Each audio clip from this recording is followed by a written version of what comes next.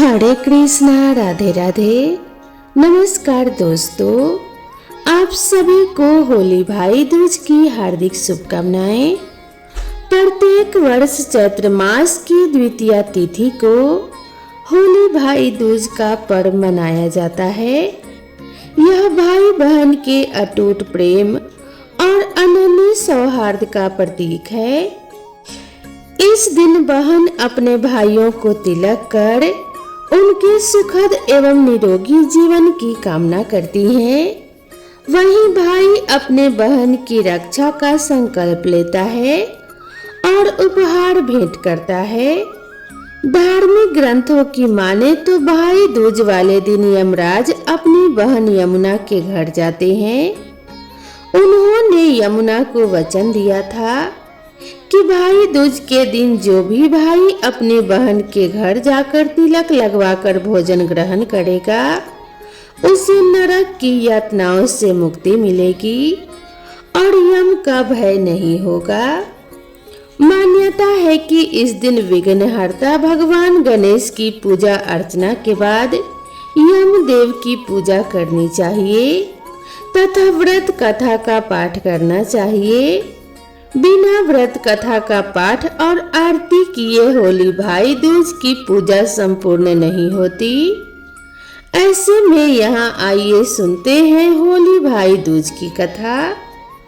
होली भाई दूज को लेकर एक कथा काफी प्रचलित है। एक नगर में एक बुढ़िया रहती थी। बुढ़िया के दो बच्चे, एक बेटा और एक बेटी थी। बेटी की शादी हो चुकी थी। एक बार होली के बाद बेटे के मन में अचानक अपनी बहन से मिलने का ख्याल आया और उसने अपने माँ से अपने बहन के यहाँ जाकर तिलक कराने का आग्रह किया। बेटे के लगातार आग्रह करने पर माँ ने उसे अपने बहन के यहाँ जाने की इजाजत दे दी। घर से निकलने के बाद रास्ते में एक नदी मिली। नदी ने कहा कि मैं तेरा काल हूँ और इसमें पैर रखते ही तुम डूब जाओगे। इसे सुन वह भयभीत हो गया और उसने कहा कि मैं अपनी बहन से तिलक करा लूं, फिर तुम मेरे प्राण ले लेना। इसके बाद जैसे ही वह थोड़ी और आगे बढ़ा, जंगल में उसे एक खूंखार शेर मिला। उसने शेर से भी यही कहा। कुछ दूर चलने के बाद एक सांप ने उसके पैर को जकड़ लिया। बुढ़िया के बेटे ने सांप को भी यही बताया। इसके बाद वह अपनी बहन के घर जा पहुंचा। बहन ने भाई को देखते ही उसे अपने गले से लगा लिया और तिलक लगाने के बाद बैठाकर भोजन करवाया। भोजन करते वक्त भाई को उदास देख बहन काफी दुखी हो जाती है और उससे उसके दुख का कारण पूछती है। यह सब जानने के बाद बहन भाई के साथ चलने के लिए तैयार हो जाती है। वह एक तालाब के पास जाती है जहां उसे एक बुढ़िया मिलती है। बहन काफी चिंतित होकर बुढ़िया को अपनी परेशानी बताती है। इसे सुन बुढ़िया कहती है कि यह सब तेरे पिछले जन्म के कर्मों का फल है जो तुम्हारे भाई को भुगतना पड़ रहा है। यदि तुम अपने भाई को बचाना चाहती हो तो उस पर आने वाले हर विपदा को टाल सकती हो। बुढ़िया की बात सुन बहन भाई के साथ घर जाने के लिए तैयार हो गई।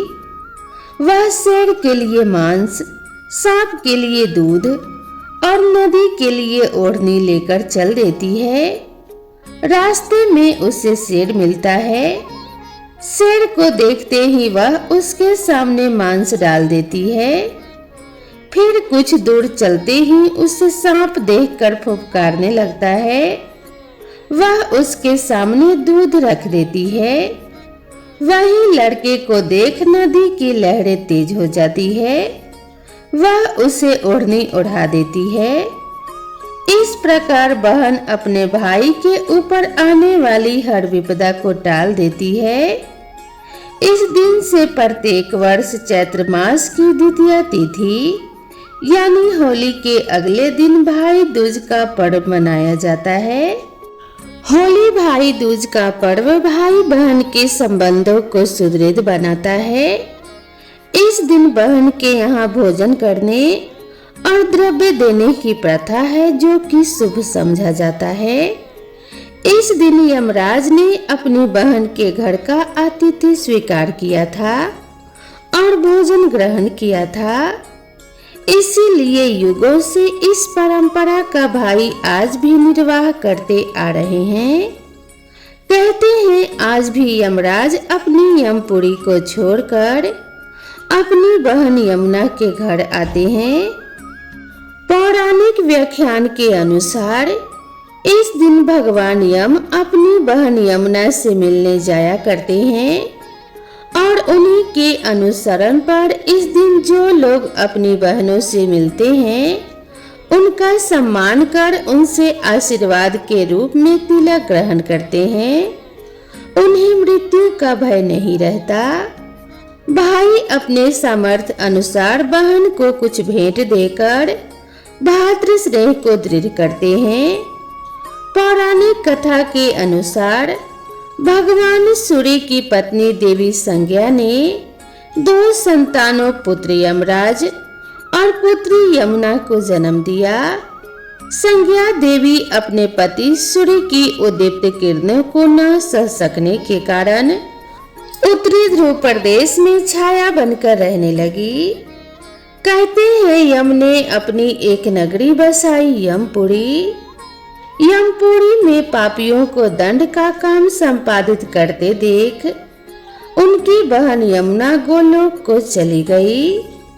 बहुत दिनों बाद एक दिन अचानक यम को अपनी बहन की याद आई तो उन्होंने दूत भेजकर उनकी खोज करवाई पर वह नहीं मिली।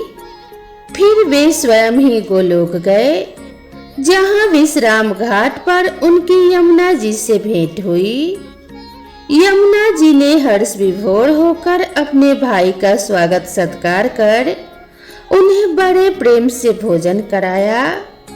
प्रसन्न होकर यम ने वर मांगने को कहा तो यमुना ने कहा कि हे भैया, मैं आपसे वर मांगती हूँ कि मेरे जल में स्नान करने वाले नर नारी यमपुरी न जाएं।